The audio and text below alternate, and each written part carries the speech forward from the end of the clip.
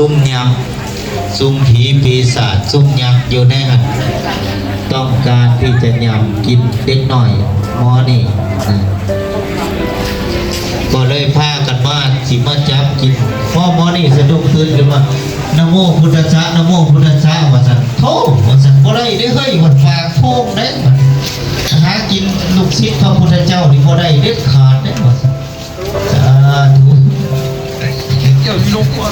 ใช่กำลังกินพ่อกำลังกินพ่อกำลังกินดูมาได้ไหมแปลงร่างมาเป็นพ่อเป็นแม่ไปร้อยเอาแนวกินของปัญญาผู้ได้มากินก็เกิดความโชคดีเพราะนะโมพุทธสัตว์แม้นความนอบน้อมพระสัมมาสัมพุทธเจ้าทำมันขึ้นพอดเพราะขออัดขอถ้ำมาได้เกิดขึ้นพอดพระพุทธเจ้าคือนะโมพุทธัสสะหรือนะโมตัวเดียวนะโมตัสสะพระคำว่าโตนั่นแหละนี้เหมือนกันวิชาที่สอบเมื่อวานกระทู้ทำเหมือนกันพอสอบออกไว้แล้วไหนพ้นกี่ตัวตกนรกซุ่มมักกี่ตัวตกนรกเด้เพราะว่ากระทู้นี่พุทธภาษิตเด้เมื่อวานนี่นะ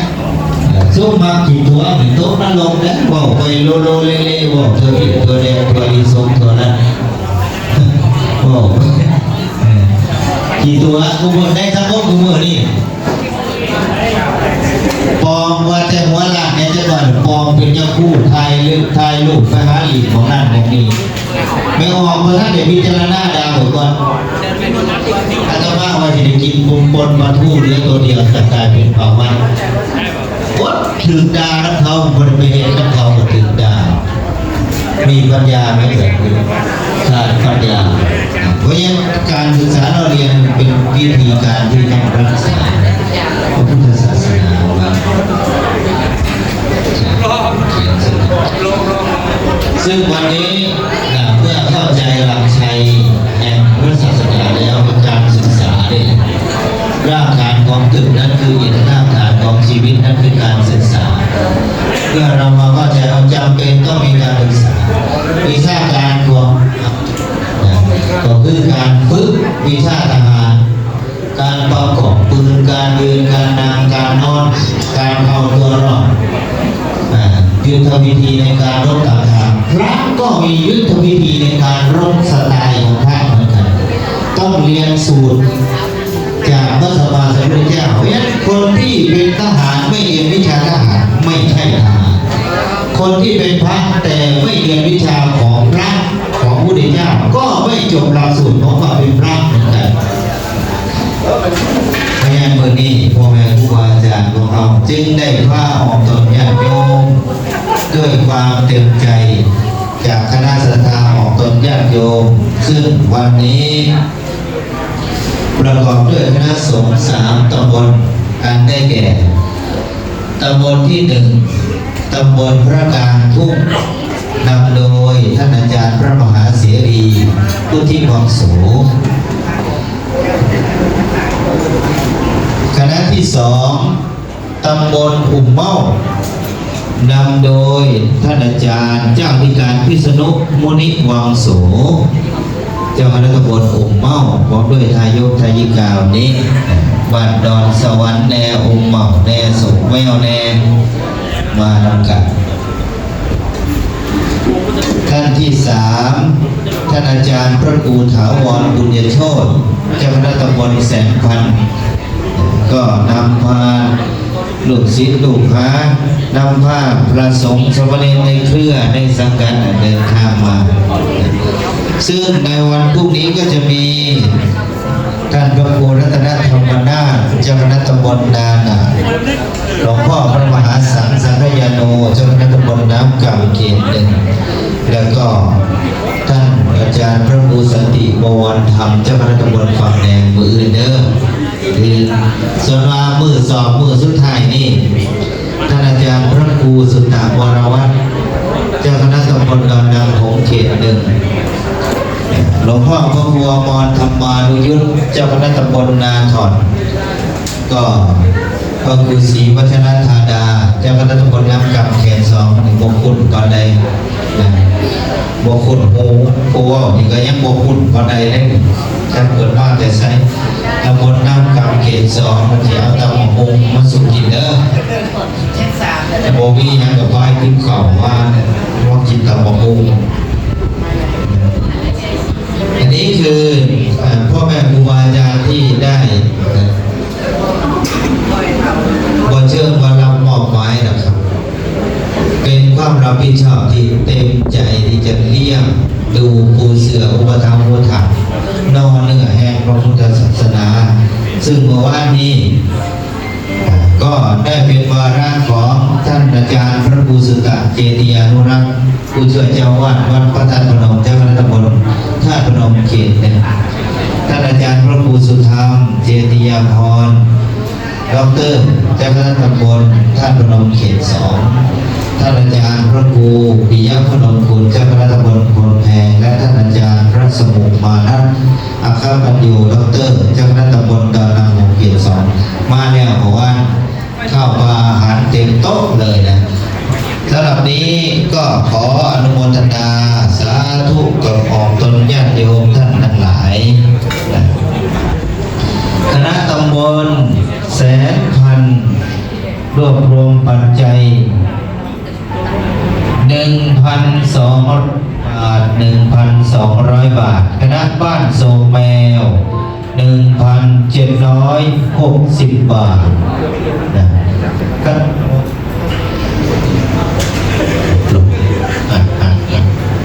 สอง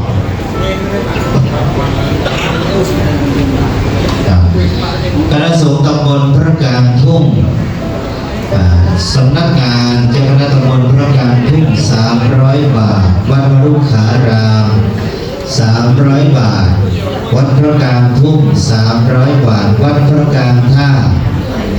200 บาทวัดโพนแพง300 บาทวัดปูนี 1,000 บาทวัดท่าน้อยศรีบุญเรือง200 บาทวัดหนองขุนแคน300 บาทพร้อมด้วยชาวบ้านวัดบ้านเหล่าน้อย300 บาทวัดเหล่าโปกตาลและชาวบ้าน360 บาทสำนักสงฆ์บึงกองบ้านท่าหมู่5ตำบลพระกลางทุ่ง200 บาทรวม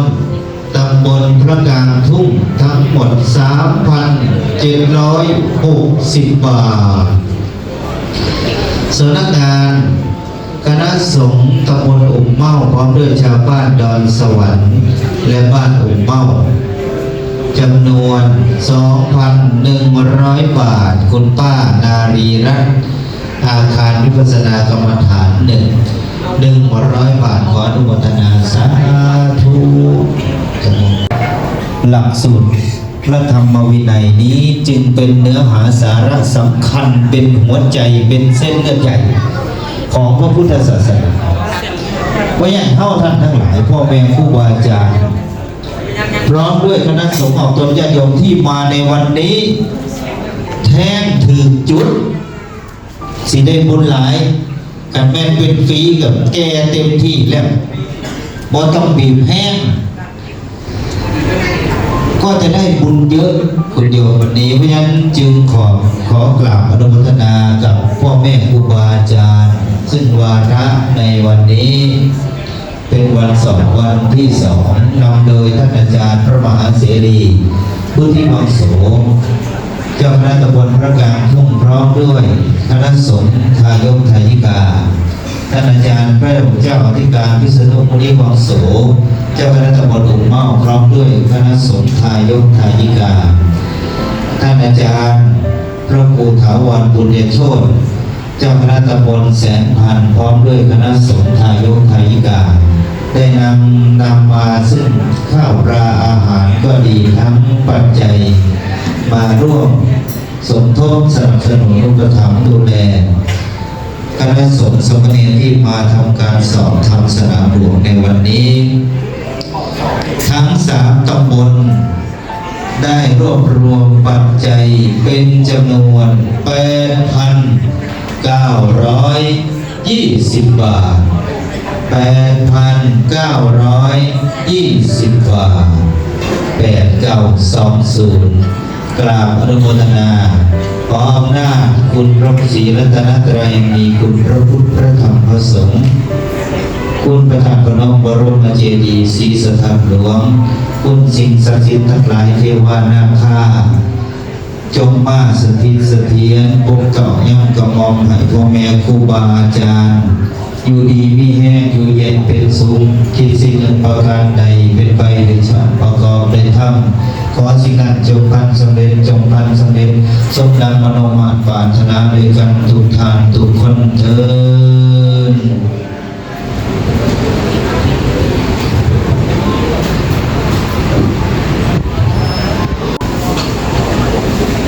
ยกถูกเทียนกระทั่งสมัยเล็กรถไฟจวดเนี่ย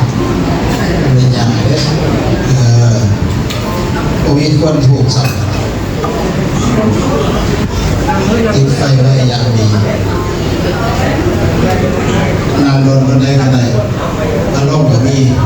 แอร์ก็มีสายเข่าก็บ่ฮ้อนไม่ออกเลยเพื่อได้ในกระทรวงแล้วเขาอนุญาตแซ่ครับเรื่องสอบสมัยวันไปสกุลบนนั้นก็คือขั้นบนที่แอร์ครับออกจากแอร์นี่แอร์เพื่อรู้สบายเอาไหวปลาออกกับเดินบูชาพระตาไตรและหนังเดินเป็นทำนองสารพัดอย่างเลยคาถาเดินที่นี่น่าระดับคือจะกระจายหอนะครับ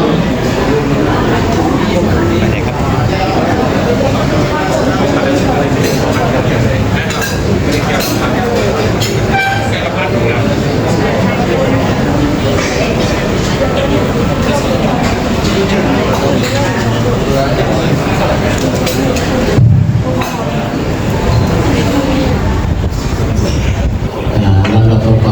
ขอเรียนเชิญทุกท่านตั้งใจเป็นมือและกราบพระพุทธ3 ครั้งครับกราบกราบกราบแล้วต่อไปเราจะเรียนพี่น้องทั้งหลายกราบขอพระไม้และไหว้พระพร้อมกันนะครับอิมินาสการินา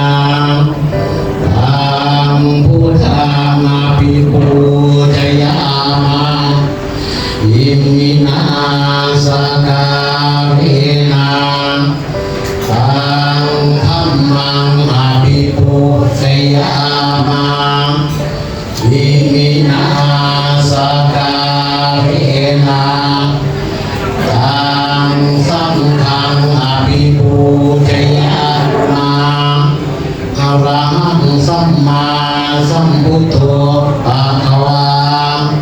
พุทธังภะคะวันตังอภิวาเทมิสวากขาโตภะคะวะตาธัมโมธัมมังนามัสสามิสุปฏิปันโนภะคะวะโตสาวกสังโฆสังฆังนามามิต่อไปอาราธนาศีล 5พร้อมกันนะครับมายังพันเตวิสุลักขณกายะติสระเนนะสหปัญจศีลานิยาจามาทุติยัมปิมายังพันเตวิสุติสระเนนะสหปัญจศีลานิยาจามาตาติยัมปิมายังพันเตวิสุลักขณกายะติสระเนนะสหปัญจศีลานิยาจามา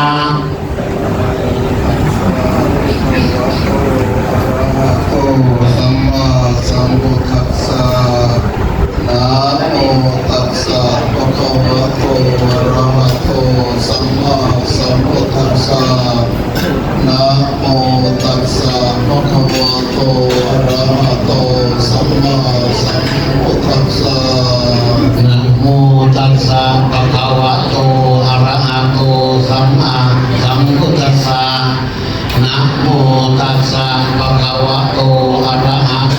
สัมมาสัมพุทธัสสะนะโมตัสสะภะคะวะโตอะระหะโตสัมมาสัมพุทธัสสะ ธังสรณังคัจฉามิ พุทธังสรณังคัจฉามิ สรณังคัจฉามิ ธัมมังสรณังคัจฉามิ ธังสรณังคัจฉามิ สังฆังสรณังคัจฉามิ ยัมปิพุทธังสรณังคัจฉามิ ทุติยัมปิพุทธังสรณังคัจฉามิ ยัมปิธัมมังสรณังคัจฉามิ ทุติยัมปิธัมมังสรณังคัจฉามิ ยัมปิสังฆังสรณังคัจฉามิ ทุติยัมปิสังฆังสรณังคัจฉามิ ยัมปิพุทธังสรณังคัจฉามิ ตติยัมปิพุทธังสรณังคัจฉามิ ยัมปิธัมมังสรณังคัจฉามิ ตติยัมปิธัมมังสรณังคัจฉามิ ยัมปิสังฆังสรณังคัจฉามิ ตติยัมปิสังฆังสรณังคัจฉามิ อานาติปาตาเวรมณีสิกขาปะทังสมาธิยามิ ปานาติปาตาเวรมณีสิกขาปะทังสมาธิยามิ อินนาทานาเวรมณีสิกขาปะทังสมาธิยามิ นักทินาทานาเวรมณีสิกขาปะทังสมาธิยามิ เมสุวิจาจาราเวรมณีสิกขาปะทังสมาธิยามิ กาเมสุมิชฌาจาราเวรมณีสิกขาปะทังสมาธิยามิ สาวตาเวรมณีสิกขาปะทังสมาธิยามิ มุสาวาทาเวรมณีสิกขาปะทังสมาธิยามิ ราเมรัญญามัจจปมาตตานาเวรมณีสิกขาปะทังสมาธิยามิ สุราเมรยมัชฌปมาตฐานาเวรมณีสิกขาปะทังสมาธิยามิ มานิปัญจสิกขาปะทานิสีเลนะสุขติยันติสีเลนะโภคสัมปทาสีเลนะนิพพุติยันติตัสสมาสีลังวิโสทะเย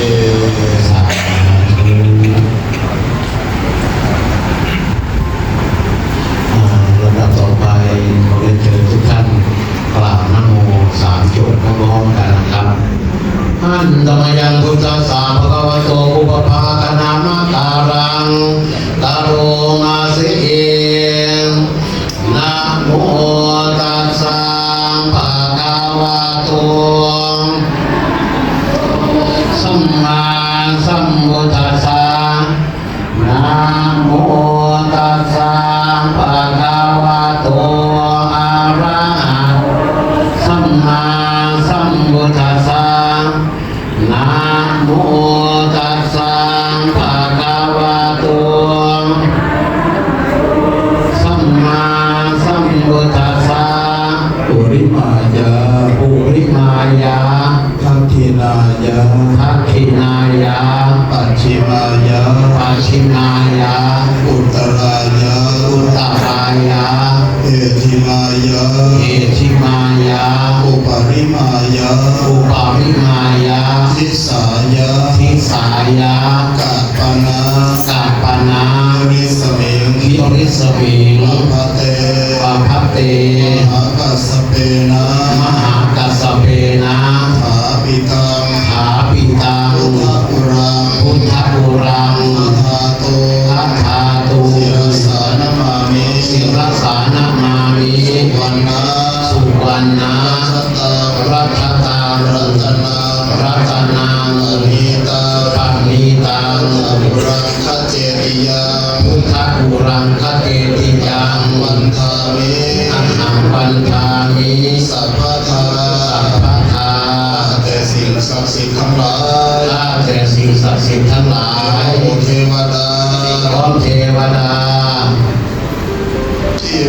รักษา ที่ดูแลรักษา พระธาตุพนม พระธาตุพนม เจ้าที่ พระภูมิเจ้าที่เจ้าแม่ธรณี นาคา พญาสัตตานาคา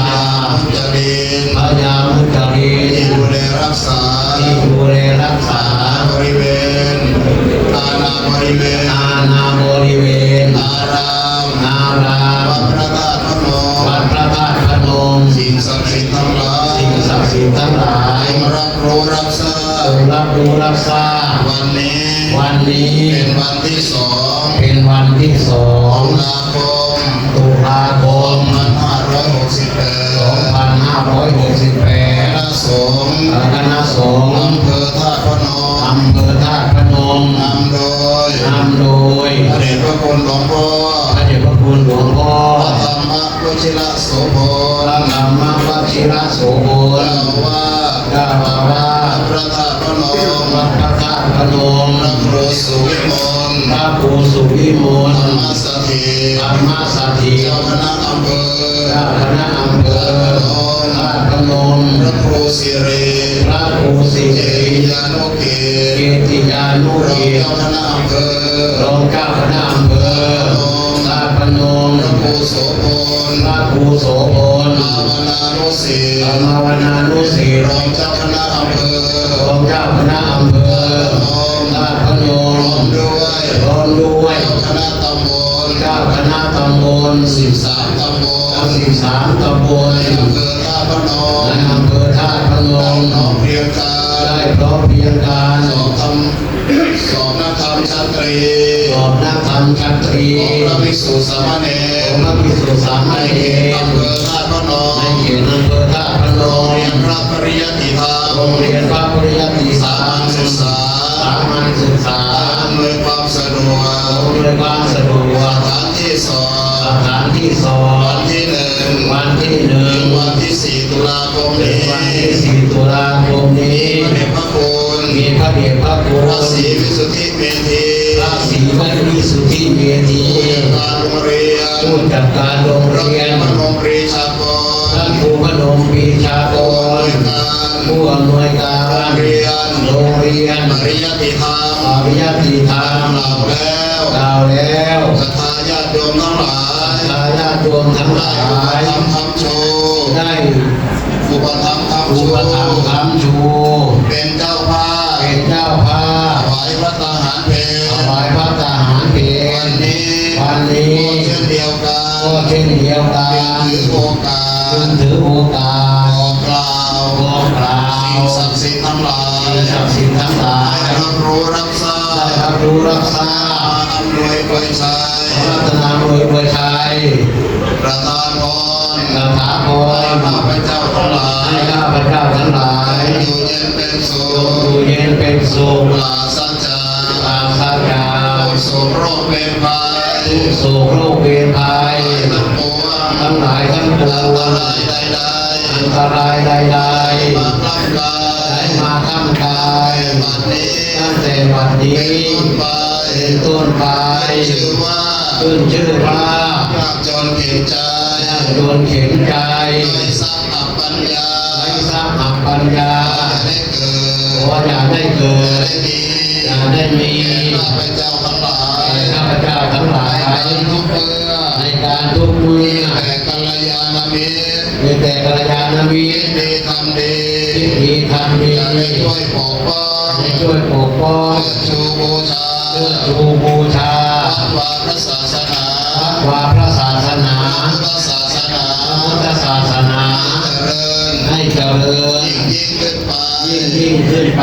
ข้าพเจ้าทั้งหลาย ข้าพเจ้าทั้งหลาย หายทุกข์หายโศ ล ก มหายทุกข์หายโศก หายโรคหายภัย หายโรคหายภัย หายพยาธิโรคา หายพยาธิโรคา เห็นเป็นภัย เห็นเวรภัย ไปทันที หายไปทันที วันเพราะเดือน เพราะวันเพราะเดือน ปี เพราะปี วันขอให้เคลื่อน เพราะวันขอให้เคลื่อน เดือนขอให้คลาย เพราะเดือนขอให้คลาย ไว้หาย ปีขอให้หาย ดับไป หายรับดับไป มีชัย มีโชคมีชัย ปรารถนา ทั้งรับปรารถนา สมปรารถนา สมปรารถนา ปรารถนาไว้แล้ว ป ไว้แล้ ไม่เหลื ว อวิสัย ไม่เหลือวิสัย ปุถุชน มนุษย์ปุถุชน พึงได้ ระลึกได้ อย่าพึงมี การจำกับพึ่ง ขอให้สำเร็จ ขอให้สำเร็ ใน จ เร็ววัน ในเร็ววัน อิมานิ อิมานี้ ยังพันเต ยังพันเต ปัตตานิ ปัตตานี ปริวารานิ สัพพิวารานิ อุสังคัสสะ ภิกขุสังฆัสสะ ชยามะ โอโนชยานา โตพันเต โนภัตเต สัพโพ ภิกขุสังโฆ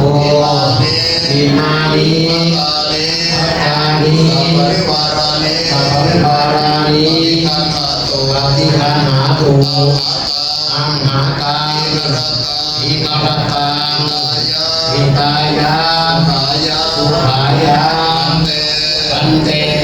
พระสงฆ์ผู้เจริญ เป็นพระสงฆ์ผู้เจริญ ทั้งหลาย พระเจ้าทั้งหลาย น้อมนำมาแล้ว ได้น้อมนำมาแล้ว ปัตตาหา เพื่อพัฒนา น้อมถวาย ขอน้อมถวายแด่พระสง พระ ฆ์ สงฆ์จงรั ขอบ พระสงฆ์จงรั รั บบ ประโยชน์ เพื่อประโยช และ น์ ความสุข และความสุ ค ข วามเจริญ ความเจริญ แก่ข้าพเจ้าทั้งหลาย แก่ข้าพเจ้าทั้งหลาย ข้าพเจ้าทั้งหลาย ข้าพเจ้าทั้งหลาย อุทิศ ขออุทิศ ส่วนบุญ ส่วนบุญ ส่วนกุศล ส่วนกุศล ที่ได้กระทำในวันนี้ ได้กระทำในวันนี้ มีพระคุณทั้งหลาย ให้ถึงผู้มีพระคุณทั้งหลาย ชนทั้งหลาย ประชาชนทั้งหลาย พระบุรุษ บานพระบุรุ ขอ ษ งข้าพเจ้า ของข้าพเจ้า ที่ร่วงลับไปแล้ว ที่ล่วงลับไปแล้ว มีมารดาบิดา มีมารดาบิดา ญาตายาย ปู่ย่าตายาย ครูอุปชฌาย์อาจารย์ ผู้อุปชฌาย์อาจารย์ สนิทมิตรสหาย ญาติสนิทมิตรสหาย เพื่อนพ้องบริวาร เพื่อนพ้องบริวาร ตลอดถึง ตลอดถึง เจ้ากรรมนายเวร เจ้ากรรมนายเวร สรรพสัตว์ทั้งหลาย พระสัตว์ทั้งหลาย เพื่อนร่วมเกิดแก่เจ็บตาย เพื่อนร่วมเกิดเจ็บเจ็บตาย ให้มีส่วน ทั้งให้มีส่วน ให้มารับอนุโมทนา ให้มารับบุญโมทนา คราวครั้งนี้ ในคราวครั้งนี้ มาตกทุกข์ได้ยา หาก ตกทุกข์ได้ยาก ลำบากเข็นใจ ลำบากเห็นใจ